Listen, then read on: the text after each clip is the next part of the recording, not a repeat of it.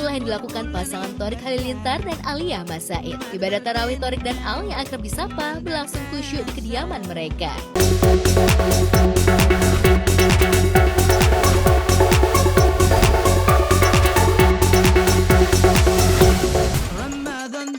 Ramadan rasanya tak afdol jika tak menjalankan ibadah sholat tarawih. Itulah yang dilakukan pasangan Thorik Halilintar dan Alia Mas Said. Ibadah tarawih Thorik dan Al yang akrab disapa berlangsung khusyuk di kediaman mereka.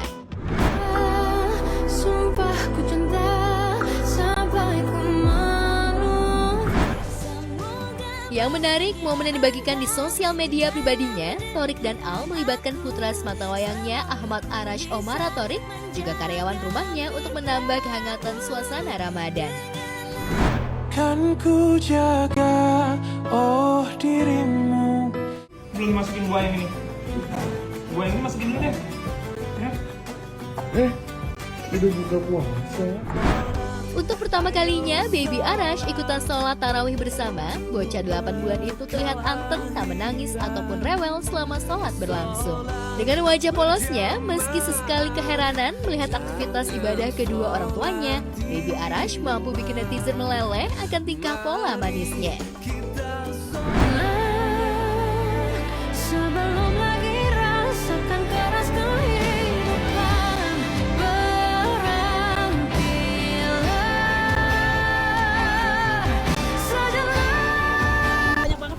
Wah, itu banyak banget fansnya juga sekarang kalau jalan kemana-mana juga yang diteriakin udah Arash. Padahal kan nggak ada Arashnya ya. Sekarang dia belajar untuk duduk, terus dia belajar Dia belajar merangkak. Meski begitu, ada saja netizen yang tak suka dan mencari celah kesalahan suami Al itu lantaran menggendong sang putra sambil sholat. Saat kami jumpai di pesta ulang tahun Aminah semalam, baik Thorik maupun Al enggan merespon kejulitan netizen yang tak mendasar. Perihal banyak yang salah paham sama Arash dong Bang Thor, seperti apa? Sebagai ibu aku juga. Nggak ada tanggapan soal itu. Kalau netizen biarlah berkomentar, nggak apa-apa.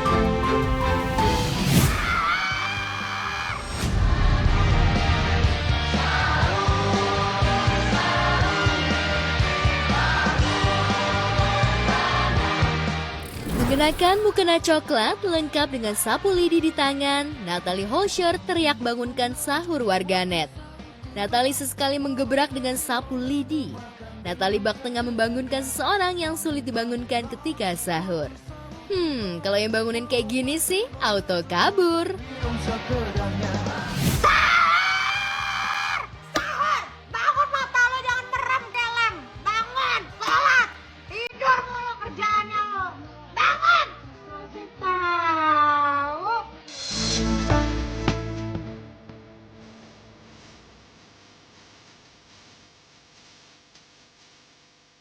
Tak hanya itu, Natalia mengajak putra sematawayangnya Azam melakukan persiapan umroh, juga bikin salfok sekaligus adem warganet.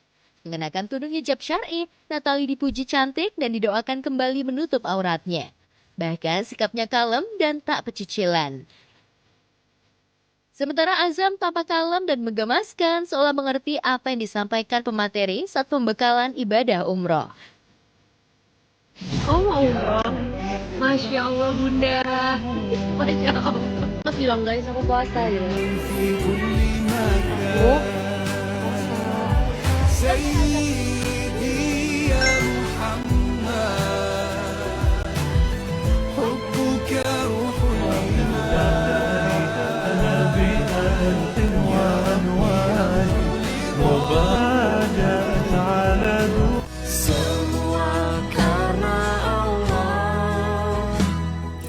Kira-kira akankah Natalie bakal kembali mengenakan tudung hijab seperti harapan warganet setelah pulang ibadah umroh ke tanah para nabi Mekah Al-Mukarramah? Apalagi ganjaran orang yang berumroh di bulan Ramadan sama seperti menjalankan ibadah haji. Pengen berhijab lagi nggak? Pasti, suatu saat pasti akan.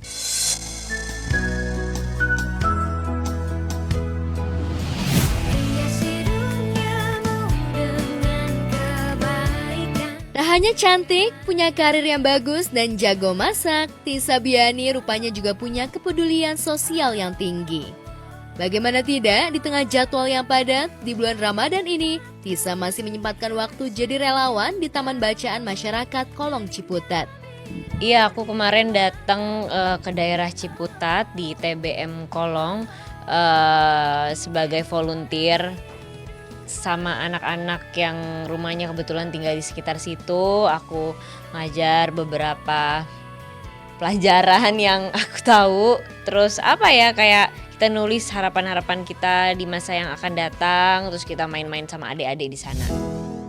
Ya, Tisa tak hanya mengajar dan mengajak anak-anak sekitar lokasi bermain. Kekasih Dul Jailani itu juga menceritakan suka dukanya menjadi artis kepada mereka yang justru lebih tertarik dengan kehidupan Tisa.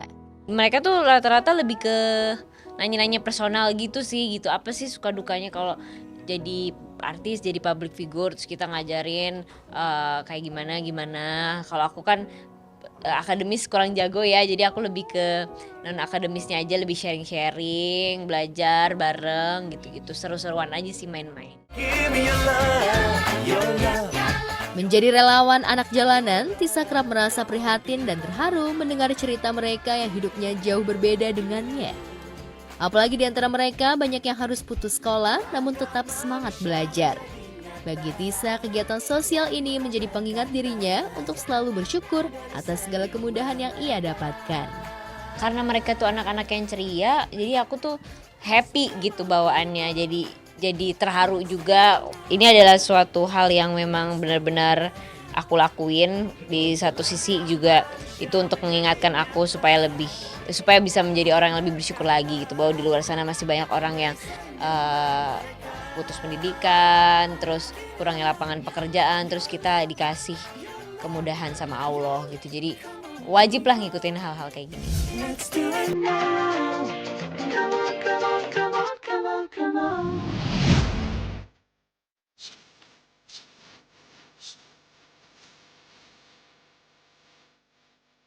Betran Peto Putra Onsu benar-benar menunjukkan diri sebagai anak yang berbakti sekaligus bertoleransi tinggi menemani ayah Ruben Onsu buka puasa di kediamannya di hari keempat.